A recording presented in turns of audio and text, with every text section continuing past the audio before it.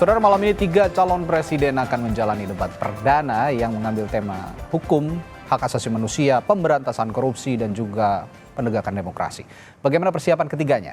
Kita akan bahas soal debat perdana bersama Dewan Pakar Timnas Anies Mohaimin, Saud Situmorang yang bergabung melalui sambungan virtual Zoom, lalu Wakil Ketua TKN Prabowo Gibran Grace Natali dan juru bicara TPN Ganjar Mahfud Ciko Hakim. Selamat pagi semuanya. Pagi. Pagi. Ada Bang Saud juga di sambungan Zoom. Halo Pagi, Bang Saud, Bang Saud. pagi. Halo pagi semuanya, Pagi Indonesia. Pak Saud. Ya, Pagi Pak Saud, sama-sama. dari nomor 1 dulu nih. Kita ngobrolin, kalau Pak Saud kan dulu memang expertnya di pemberantasan korupsi karena pernah menjadi komisioner KPK begitu ya. Saya tanya mulai dari KPK. Kalau kita mengusung, kalau Amin mengusung narasi perubahan, apalagi yang mau diubah dari KPK kira-kira?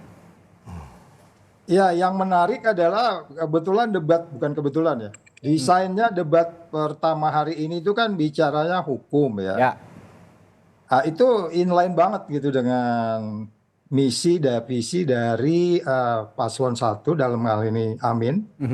Kita kan visinya itu Indonesia adil, makmur untuk semua, oke. ya kan? Jadi ini startingnya benar-benar rely on us ini, rely on nomor 1 lah, karena kita bicara adil. Kalau kita bicara adil, tentu kita bicara hukum. Ada banyak teori justice di sana, ada banyak teori pemberantasan korupsi. Jadi kita eager banget dan saya pikir Amin dan Anies saya siap untuk mendeliver pikiran-pikiran mereka karena memang dari awal kita udah bicara adil, which is itu sangat main course kita malam nanti. Oke. Yang menurut saya itu nanti akan dijawantakan di dalam 8 program prioritas mereka. Walaupun khusus pada hukum dan anti korupsi itu di bagian nomor 8. Artinya 1, 2, 3, 4, 5, 6, 7. Kemudian 8 itu di situ kita bicara anti korupsi. Kemudian di sana ada banyak adjustment atau fine tuning yang akan dilakukan dalam. Kenapa paling bawah? Apa itu bukan prioritas, Pak Saud? Itu kan urutannya. Hanya urutan saja ya? bawah. Hanya masalah urutan? Di 1 ya. Jadi yang artinya yang 1, 2, 3, 4 ini dikunci oleh nomor 8. Oke. Ya, nomor 8. Ya. Baik. Nah, tapi kalau lihat visi misi semua, bukan hanya bicara Amin ya, tapi semua capres-cawapres begitu. Publik melihatnya ketika dipublikasikan itu sepertinya kandidat ini belum cenderung belum memberikan jaminan yang konkret begitu, masih terlalu normatif tanpa menyajikan langkah-langkah spesifik dalam program pemberantasan korupsi. Nah, kalau yang konkretnya dari Amin ini apa soal korupsi? Ya, yang paling pertama dalam presidential atribut tidak presidential power itu kan sebenarnya atribut utamanya kan personality. Oke. Ya enggak? Itu atribut utamanya, which is itu yang kita katakan selalu di depan mahasiswa. Saya udah keliling lebih dari 300 kampus ya. Yang kita punya barang boleh dibanding dengan barang toko sebelah, saya bilang begitu. Jadi personal atribut itu cukup kuat. Jadi strategi boleh berubah, struktur boleh berubah, sistem boleh berubah, orang-orang boleh berubah, tapi values yang dimiliki oleh 2 calon ini, terlebih pasangan yang memang punya passion di sana pemberantasan korupsi. Oke. Jadi saya pikir tidak sulit kalau kemudian berikutnya atribut presidential power itu kan dialog ya. Ya. Apa yang ditulis 1 sampai 8 itu pun siapapun bisa buat gitu. Tapi ketika Anda masuk ke personality yang kuat, nah di situ Anies dan Imin yang bisa menyelesaikannya. Artinya kalau tadi ditanyakan semuanya punya passion, punya rencana. Bahkan kalau saya bilang di depan mahasiswa, ChatGPT itu lebih jago nyusun program-program itu. Tapi ketika Anda nggak punya imajinasi, itu semua program aja di barang mati. Oke. Ya, artinya kembali lagi kita punya calon, imajinasinya cukup kuat dan itu sudah dibuktikan dari narasi, karya dan yang sebagai program-program yang mereka sudah jalankan. Gitu, Mas. Oke lah. Kita ke pasangan nomor urut 2. Di sini ada Mbak Grace sebagai perwakilan dari capres-cawapres nomor urut 2. Kalau melihat Prabowo Gibran ini kan keberlanjutan ya. Ininya visi dan misinya juga banyak yang mirip dengan tata negara atau tata kelola pemerintahannya Pak Jokowi begitu kira-kira. Nah, kalau kita melihat KPK saat ini berada dalam titik terendah begitu. Karena kita tahu kan Firly Bahuri juga tersangkut dugaan kasus pemerasan begitu yang juga mengaitkan dengan kasus korupsinya mantan-mantan. Belum lagi banyak menteri-menteri yang di eranya Pak Jokowi ini juga keseret dalam kasus korupsi. Tata kelola pemerintahan yang juga berkaitan dengan pemberantasan korupsi dari calon nomor urut 2. Apa kira-kira yang bisa secara konkret dilakukan nanti? Ya, semangatnya dari pemerintah dan juga teman-teman di DPR kan terus memperkuat kinerjanya KPK. Ada banyak faktor yang membuat indeks penanganan korupsi kita semakin buruk dan ini kontribusinya bukan dari pemerintah saja gitu ya, tetapi juga praktek-praktek birokrasi termasuk yang melibatkan DPR. Jadi ini sebenarnya harus kerja bareng-bareng sih kalau mau memperbaiki. Nggak bisa cuman dari pemerintah saja. Yang milih ketua KPK, pimpinan KPK kan ada di Komisi 3 DPR misalnya. Atau kalau kita bicara tentang yang sudah disodorkan oleh Pak Jokowi sejak lama untuk membatasi peredaran uang kartal dan juga perampasan aset, yang menentukan kan KPK juga. Kita masih ingat di awal tahun ini ada sebuah video yang viral di dalam sebuah sidang di DPR di mana Ketua Komisi 3 dalam hal ini Pak Bambang Pacul dengan terang-terangan mengatakan nggak bisa meloloskan RUU perampasan aset kalau tidak ada persetujuan dari ketua-ketua partai gitu kan. Jadi elemennya ada banyak ini ya yang mau saya tekankan. Tetapi ada komitmen yang besar dari Pak Prabowo dan juga Mas Gibran untuk terus melanjutkan kerja-kerja yang berkesinambungan agar kinerja KPK itu bisa terus diperbaiki. Begitu. Nah, kalau lihat pernyataan Mbak Aris barusan, ini kan ketua-ketua partai tadi ya, perlu konsolidasi yang serius juga untuk melakukan pemberantasan. Artinya kerja sama-sama. Iya, kerja sama-sama. Ini kan banyak sekali kepalanya kalau di kubunya Prabowo Gibran, mulai dari Gerindra, lalu juga Golkar, belum lagi PSI juga, lalu juga ada partai-partai yang lainnya. Banyak sekali kepala. Bagaimana menyatukan kepala-kepala ini supaya satu visi gitu? Ya, leadershipnya harus kuat ya saya pikir. Dari capres-cawapresnya begitu? Capres-cawapresnya dan hari ini ada dijamin nggak akan disetir gitu sama partai-partai, maksudnya ada begitu? Ya, saya melihat hari ini dari dinamika yang terjadi di Koalisi Indonesia Maju, leadershipnya Pak Prabowo kuat dan teman-teman respect gitu ya, karena di saat yang bersamaan dirangkul, tapi juga ada guidance yang jelas gitu ya. Jadi saya percaya optimis Pak Prabowo dalam hal ini bisa mengakomodir, mengayomi, tapi juga tidak dalam saat yang bersamaan tidak disetir. Seperti Pak Jokowi lah, hari ini bahkan beliau hanya kader partai, bukan petinggi di partainya sendiri, tetapi hari ini beliau mendapatkan respect dan penghormatan dari teman-teman di koalisi. Lalu juga soal koordinasi KPK sebagai lembaga yang juga menangani pemberantasan korupsi. Koordinasi dengan kepolisian, kejaksaan. Hari-hari ini kan sepertinya peran KPK ini tersudutkan begitu ya. Lebih banyak perannya kejaksaan begitu untuk menangani kasus-kasus korupsi yang justru cenderung besar yang harusnya ada di KPK. Bagaimana memulihkan marwah KPK kembali kalau dari capres nomor urut 2, capres dan cawapres nomor urut 2? PR-nya banyak tuh. Memang banyak. Ya, di antara lain mungkin mekanisme pemilihan pimpinan KPK juga perlu diperbaiki. Kemudian kasus-kasus ya kita lihat kan dulu itu banyak sekali laporan yang masuk ke LPSK terkait orang-orang yang menjadi tersangka selama bertahun-tahun tanpa ada kepastian hukum. Nah ini kan yang sedang perlahan-lahan diperbaiki gitu. Jadi apalagi kejadian baru-baru ini ya membuat mungkin kepercayaan publik kepada KPK semakin turun gitu kan. Makanya kenapa perlu diperbaiki? Kalau waktu itu kan ada banyak sekali pro dan kontra terkait undang-undang revisi KPK dan nggak apa-apa kan dalam iklim demokrasi kita ya semua harus ditampung. Tapi berarti kan memang ada hal-hal yang harus diperbaiki. KPK jangan menjadi lembaga super body yang bisa tanpa ada batasan gitu kan, sehingga kemudian akhirnya rawan untuk menjadi abuse of power seperti yang kita lihat hari ini. Oleh karenanya ya harus sama-sama sih. Mas Radi nggak bisa sendirian, nanti bareng-bareng juga sama Bang Ciko ya kan. Mau ngerangkul nih ya ceritanya kalau menang nanti. Ya kan bersama Indonesia Maju, kita nggak bisa membuat Indonesia Maju kalau sendiri-sendiri. Bung Ciko, capres nomor urut 3 dan cawapres nomor urut 3. Apa jualannya dari awal itu supremasi hukum, dan saya lihat visi misinya soal hukum memang lebih dominan begitu dibandingkan bidang-bidang lain, khusus untuk pemberantasan korupsi. Kira-kira Prof Mahfud sih pernah bilang ya waktu beberapa kali di depan publik bahwa pemberantasan korupsi ini menjadi titik awal begitu dari kehidupan yang lebih baik di negara kita.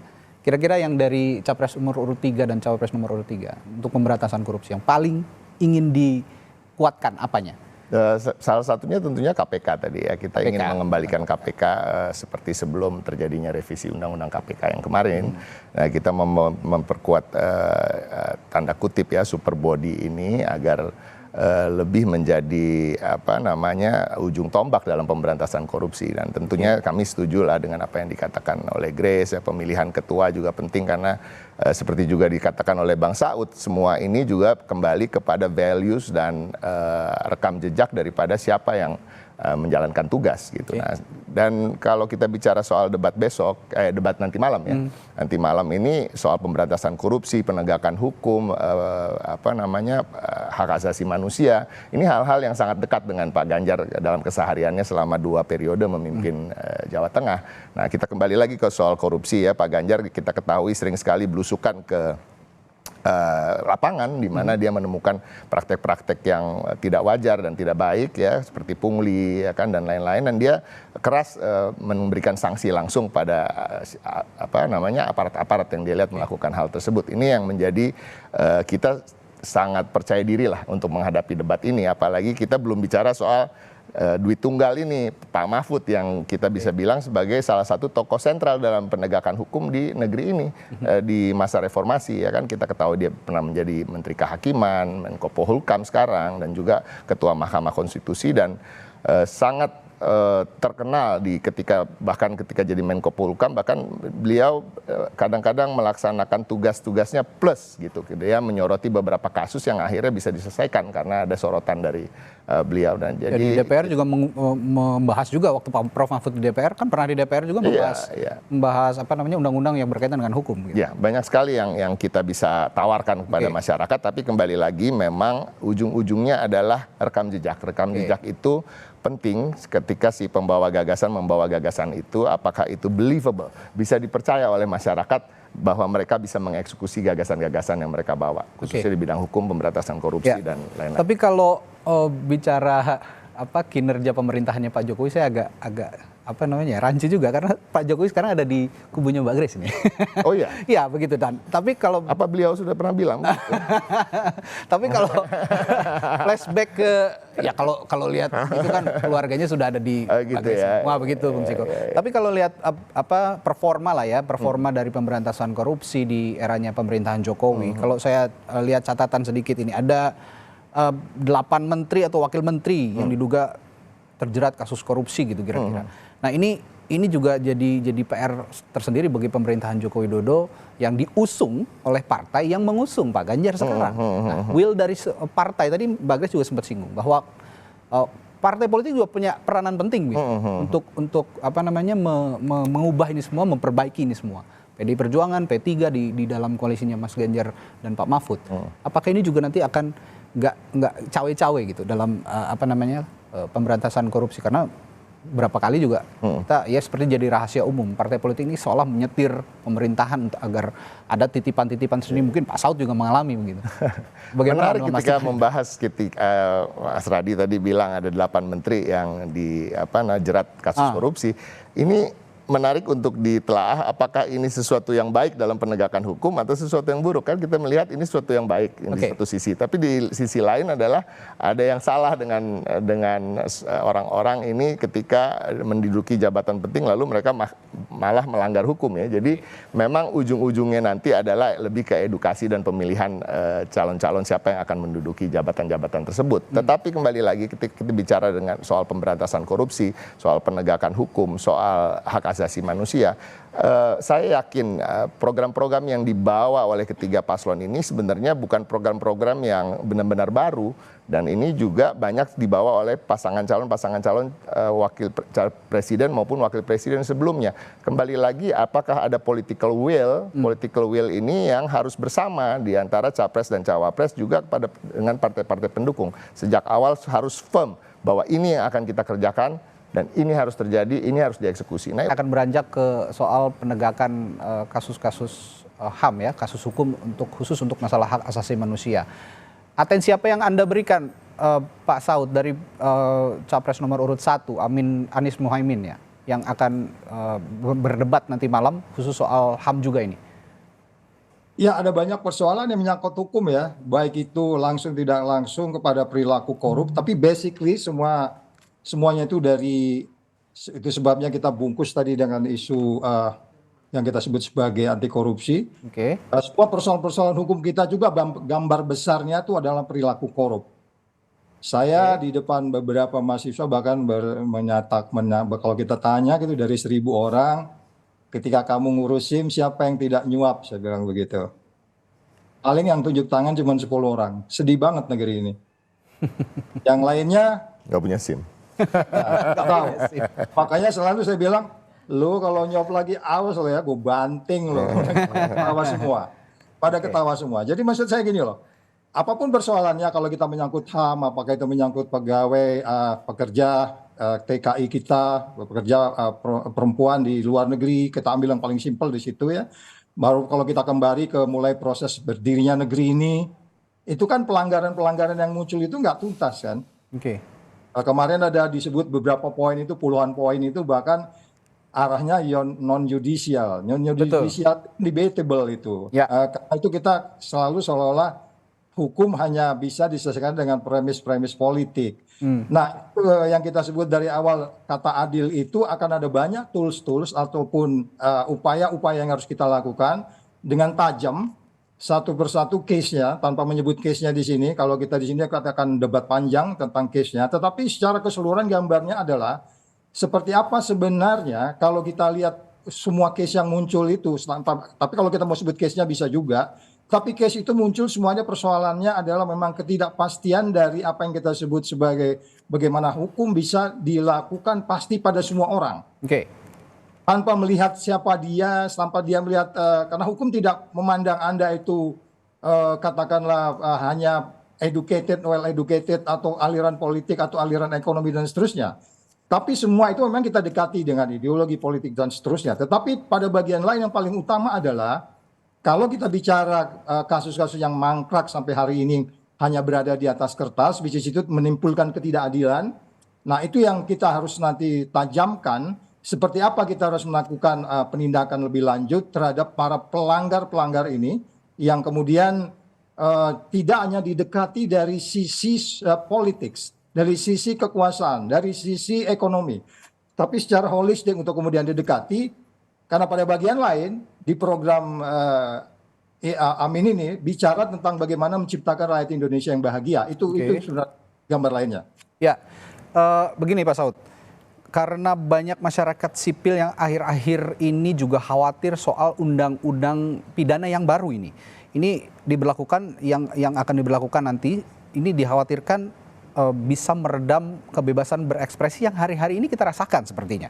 Nah, itu kekhawatiran yang wajar menurut saya karena fenomena terakhir iklim intimidasi lalu juga represi masih kuat terhadap kebebasan berekspresi. Anda atau Timnas Amin ataupun juga capres-cawapres nomor 1 ini punya concern khusus soal iklim demokrasi yang sehat, terutama yang terbebas dari intimidasi dan juga represi. Itu tidak saja undang-undang yang baru ya, Mas ya. Ya. Bahkan itu kasus terakhir kan Rocky Gerung, Refli Harun itu kan dikenakan undang-undang tahun 4156 itu. Iya, ada juga undang-undang ITE begitu kan? Yes, ITE of course itu sudah bahkan lebih kalau kita lihat lebih itu kan kejam seperti dari undang-undang pidana.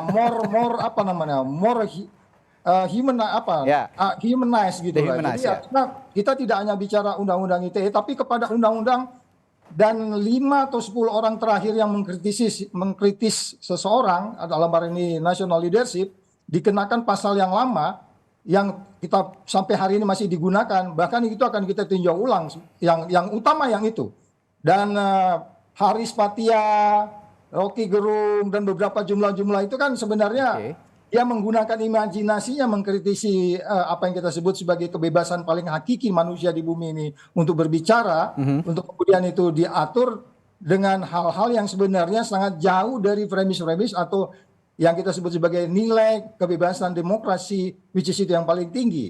Jadi sekali lagi tidak hanya UITE of course itu sudah udah pasti karena dia makin makin tidak apa kita katakan sejalan dengan prinsip-prinsip pelaksanaan HAM itu sendiri, tapi juga kembali undang-undang yang paling klasik yang kita sering digunakan sampai hari ini itu juga kita harus ganti.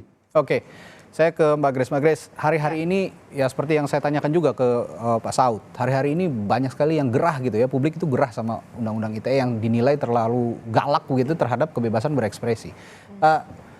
Yang menarik, beberapa waktu yang lalu, beberapa momen yang lalu ini Ketua Umum Anda juga sempat ditanya soal adanya kritik-kritik yang mengalir ke Presiden Jokowi yang berujung pada pelaporan terhadap aparat hukum, dan pada saat itu menariknya ada publik yang menjawab ada yang ditangkap katanya, meskipun dikoreksi sama Mas Kaisang.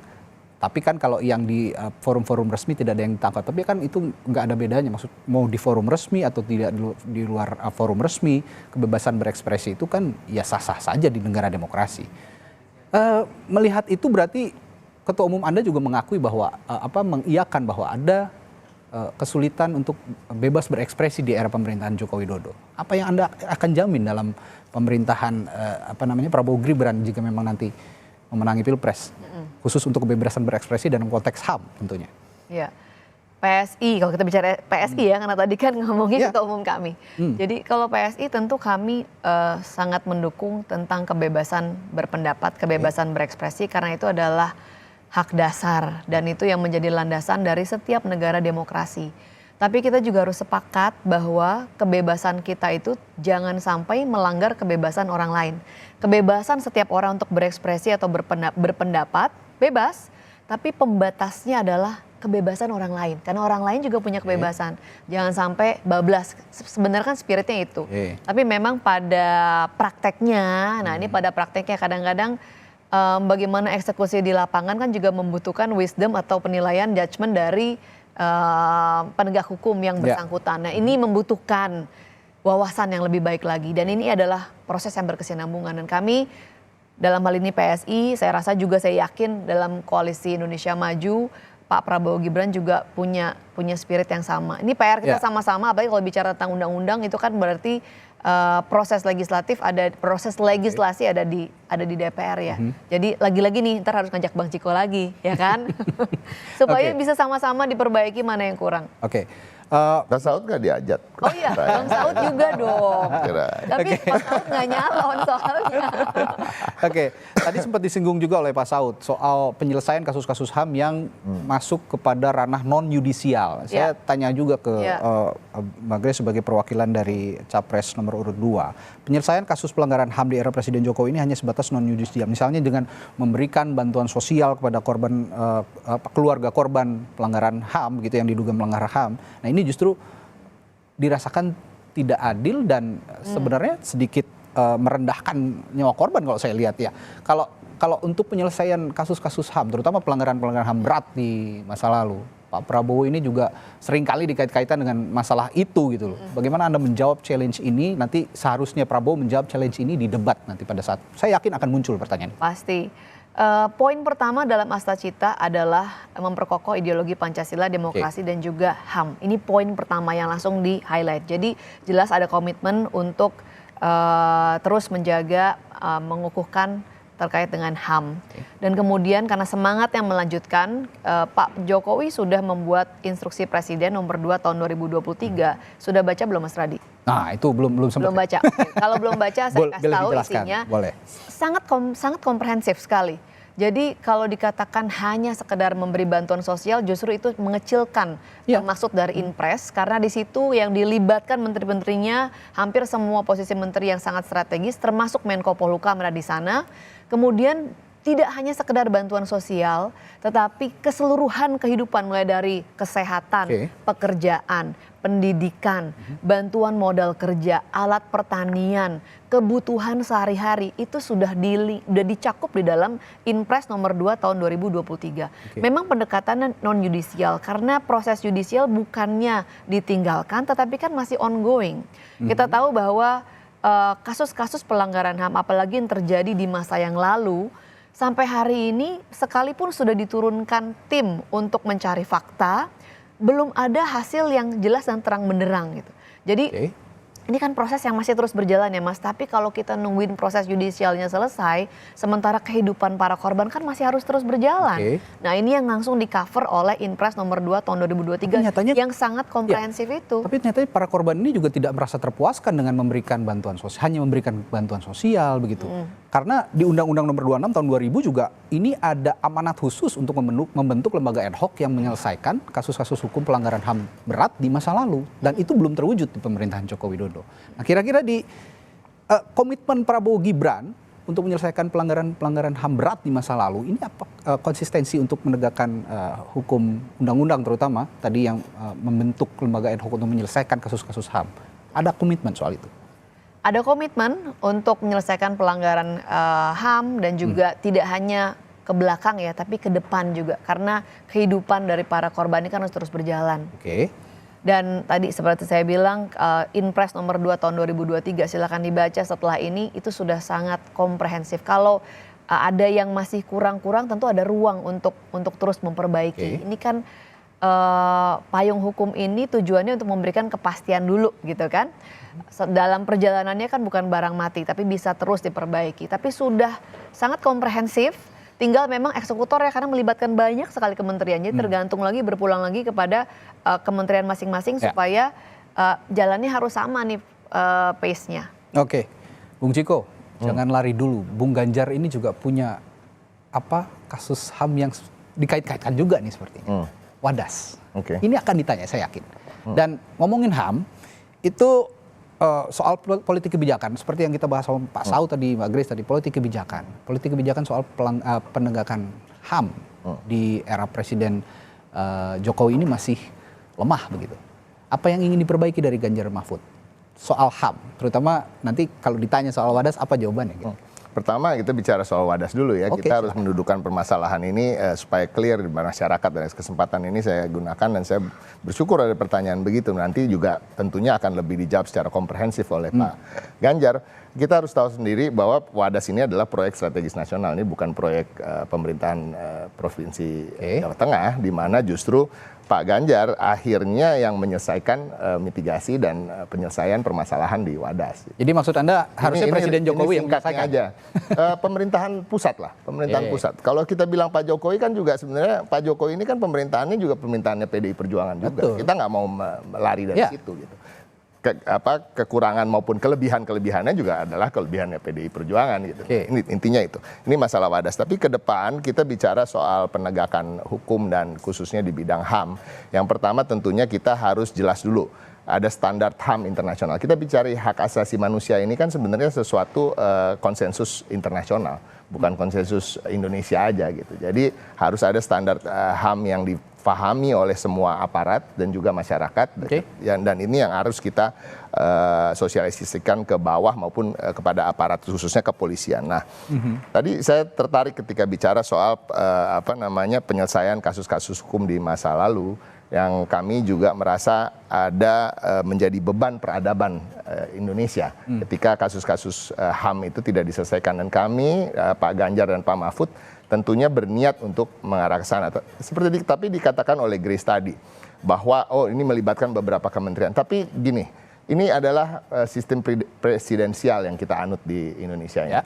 So the buck stops here istilahnya. Salah satu mantan presiden Amerika Serikat mengatakan bahwa dia memasang sign di mejanya itu the buck stop here. Semua masalah itu selesai di sini. Jadi political will dari seorang presiden dan wakil presiden tentunya yang akan bisa menyelesaikan banyak masalah di suatu bangsa, dan saya yakin Pak Ganjar dan Pak Mahfud ingin menyelesaikan permasalahan-permasalahan khususnya kasus-kasus HAM di masa lalu. Bukan hanya bicara soal korban, bicara juga soal pelaku-pelaku HAM yang belum mempunyai kepastian hukum sampai hari ini.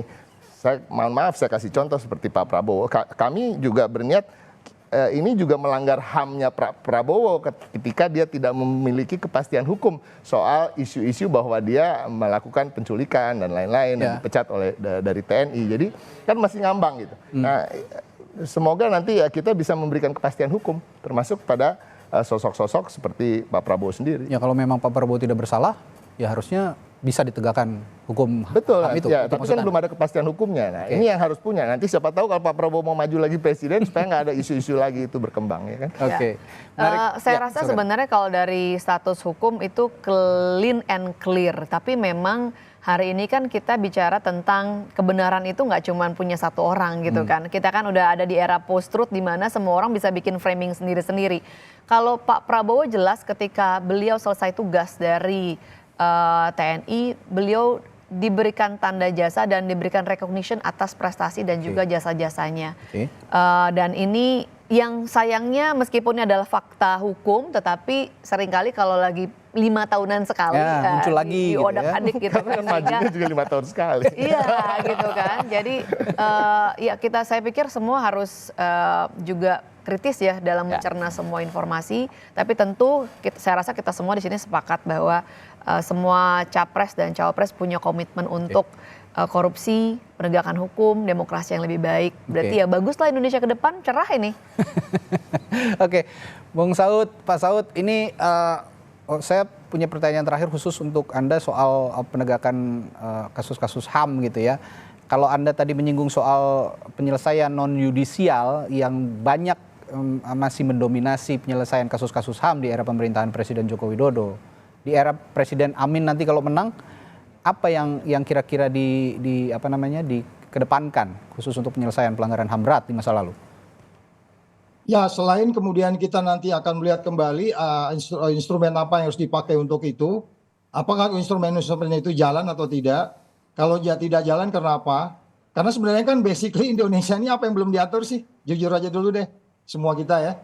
Oke. Semua itu sudah diatur, cuman kemudian once itu masuk di implementasi, kemudian kita mengeluarkan sejumlah justifikasi, pendekatan-pendekatan yang basically itu sebenarnya conflict of interest. Oke. Cuman seliputnya itu ideologi, politik, dan seterusnya. Jadi kalau ditanya bagaimana kita bisa menyelesaikan ini, saya pikir periode ini harus selesai. Siapa yang harus dibawa ke depan pengadilan, dibawa ke depan pengadilan. Dan itu jangan berulang-ulang seperti disampaikan tadi.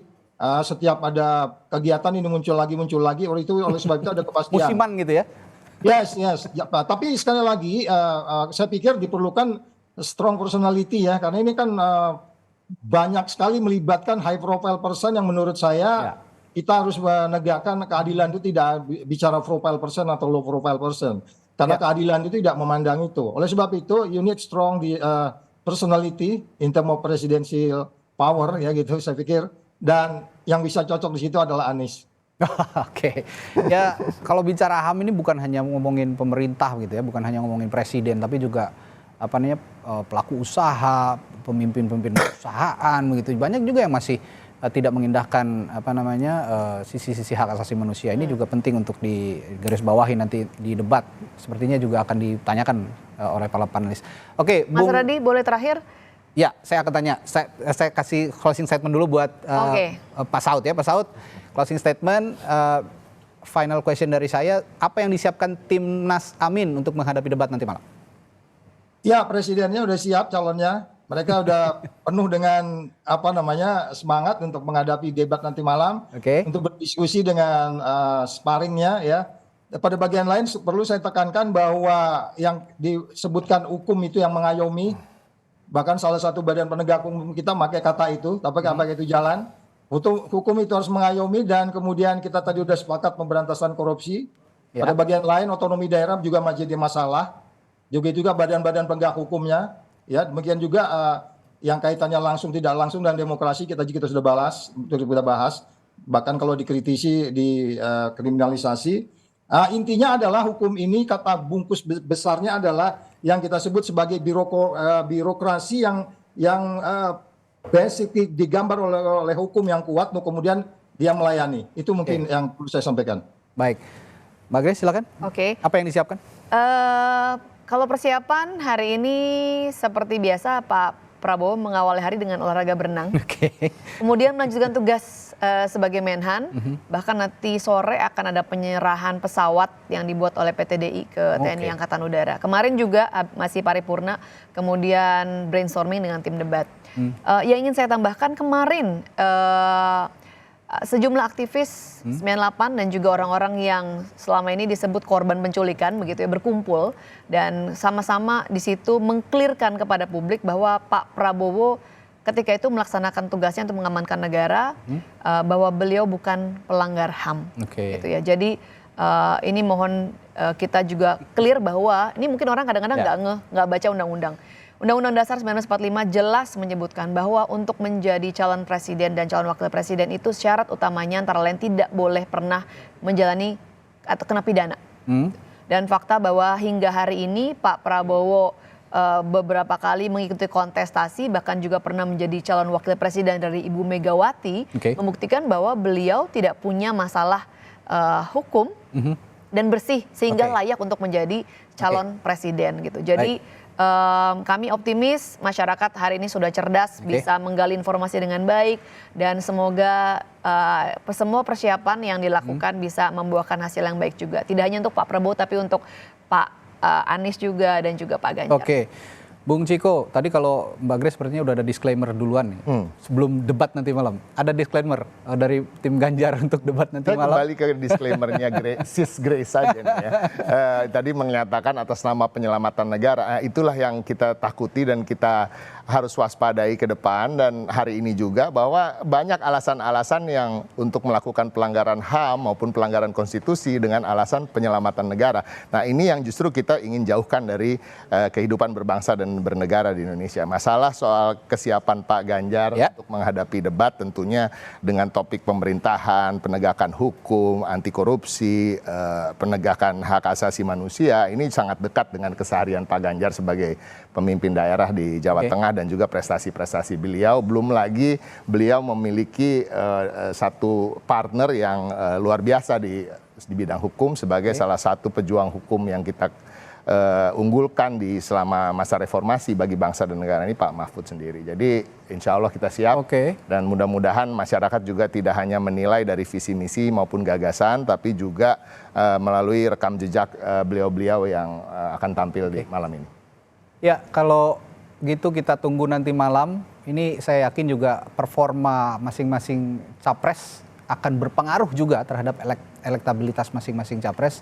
Setelah Litbang Kompas kemarin merilis hasil survei, apakah nanti akan berubah juga setelah debat nanti malam? Nah, kita sama-sama tunggu. Bakal seru banget memang. Nanti kira-kira jam 7 ya kita simak bersama.